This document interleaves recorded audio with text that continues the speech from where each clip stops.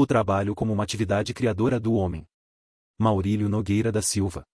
Tanto a ciência da natureza, como a filosofia, descuidaram inteiramente, até agora, de investigar a influência da atividade humana sobre o pensamento. Ambas só consideram a natureza de um lado e o pensamento do outro, mas é precisamente a modificação da natureza pelos homens, e não a natureza como tal, o que constitui a base mais imediata do pensamento humano. É à medida em que o homem foi aprendendo a transformar a natureza que sua inteligência foi se desenvolvendo, em Giles, L876. Com esse pequeno texto pretendemos contribuir para as reflexões sobre a importância do trabalho na vida do homem, entendendo que ele é mais do que a fonte de toda a riqueza, podendo ser considerado, em certo sentido, o criador do homem. O primeiro passo para o surgimento do homem, caracterizando um ser diferente dos animais, segundo Engels, deve-se, inicialmente, ao surgimento da mão com funções distintas das dos pés, quando os antepassados do homem atingiram a postura ereta e liberaram as mãos para realizar outras atividades. Embora os macacos tenham chegado a usar as mãos para recolher alimentos e tenham atingido a postura semi-ereta, é grande a distância que separa a mão primitiva dos macacos, inclusive os antropóides mais superiores, da mão do homem, criada e aperfeiçoada pelo trabalho durante centenas de milhares de anos. Nenhuma mão simiesa construiu jamais um machado de pedra por mais tosco que fosse. Ao ficarem livres de serem pés, as mãos adquiriram mais destreza e habilidade e esta maior flexibilidade transmitiu-se por herança de geração em geração. Por isso, pode-se dizer que a mão não é apenas um órgão do trabalho, é também produto dele. Assim, ao se desenvolver, a mão do homem atingiu, pelo trabalho, o grau de perfeição atual e continua a se aperfeiçoar, tornando-se capaz de realizar as obras de arte que hoje nos emocionam. A partir daí, o aperfeiçoamento gradual da mão do homem e a adaptação concomitante dos pés ao andar em posição ereta, desencadearam mudanças em todo o seu organismo e no seu psiquismo, permitindo-lhe realizar trabalhos cada vez mais complexos. Com o desenvolvimento do trabalho desenvolveu-se o cérebro humano, que supera em tamanho e perfeição o cérebro do macaco mais desenvolvido. E, à medida que se desenvolvia o cérebro humano, desenvolviam-se, também, seus instrumentos mais imediatos, os órgãos dos sentidos.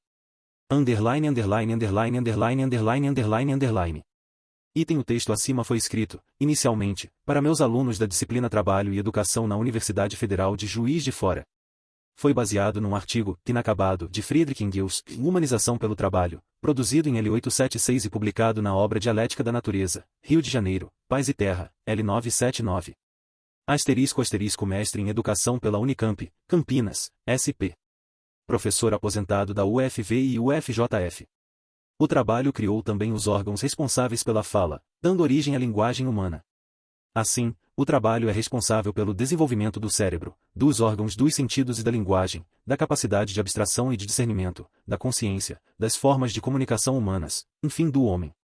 No princípio, a atividade do homem limitava-se à busca da sobrevivência imediata, começando pela colheita de alimentos e outras operações simples. Essas atividades, segundo os estudiosos de hoje, não podem ser denominadas trabalho no verdadeiro sentido da palavra. O trabalho começa realmente com a produção de instrumentos. Os animais chegam a utilizar instrumentos, mas não são capazes de produzi-los ou modificá-los. Ao começar a produzir e utilizar, conscientemente, os instrumentos de trabalho, inicialmente de caça, pesca e armas de ataque e defesa, o homem passou a sofrer modificações profundas em seu corpo, sua mente e seu modo de vida. Passou da alimentação exclusivamente vegetal à alimentação mista, incluindo-se a carne. A partir daí, sua alimentação passou a oferecer ao organismo, em forma quase acabada, os ingredientes mais essenciais para o seu metabolismo. O hábito de combinar a carne com outros alimentos de origem vegetal contribuiu para dar ao homem mais força física. Mas onde a influência da alimentação com a carne mais se manifestou foi no seu cérebro, que recebeu assim uma quantidade muito maior do que antes de proteínas. Hoje se sabe que ela pode ser obtida da soja e outros vegetais. O crescente consumo da carne na alimentação teve papel importante na descoberta e o uso do fogo e no surgimento da atividade de domesticação de animais. O primeiro reduziu o processo de digestão, permitindo levar a comida à boca já meio digerida. O segundo multiplicou as reservas de carne, pois agora, ao lado da caça, proporcionava uma nova fonte de obtê-la de forma mais regular. Apareceu, assim, o trabalho de domesticação de animais para aumentar e facilitar o acesso à carne, ao leite e seus derivados. Depois de haver aprendido a produzir alimento, não se limitando a comer o que encontrava pronto, o homem aprendeu também a produzir suas condições de vida, não se restringindo às que encontrava prontas. Enquanto o animal se adapta à natureza, o homem transformando o meio, ajustando-o às suas necessidades. Diante das variações climáticas, o homem foi se preparando, cobrindo o corpo, fazendo habitações, surgindo, assim, novas esferas de trabalho e com elas novas atividades que foram o afastando cada vez mais do modo de vida dos animais. Sempre, graças à cooperação da mão, dos órgãos da linguagem e do cérebro os homens foram aprendendo a executar operações cada vez mais complexas, propondo-se a alcançar objetivos cada vez mais variados. A caça e a pesca vieram se juntar à agricultura, e mais tarde a fiação e a tecelagem, a olaria, o trabalho com metais, a navegação e assim por diante. Aparecem depois os ofícios, o comércio, as artes e as ciências. Esse desenvolvimento, que começou na antiguidade pelo trabalho, foi separando o homem do animal e não cessou com o passar dos tempos. Ele continua num grau diverso e em diferentes sentidos entre os diferentes povos e as diferentes épocas, interrompido às vezes por retrocessos de caráter local e temporário, mas sempre avançando, com suas contradições impulsionado e orientado em determinado sentido por um novo elemento que surge com o aparecimento da vida e em sociedade. De seres que viviam gregariamente ou em grupos, mas sem ter consciência disso, os homens passaram a viver, conscientemente, em sociedade.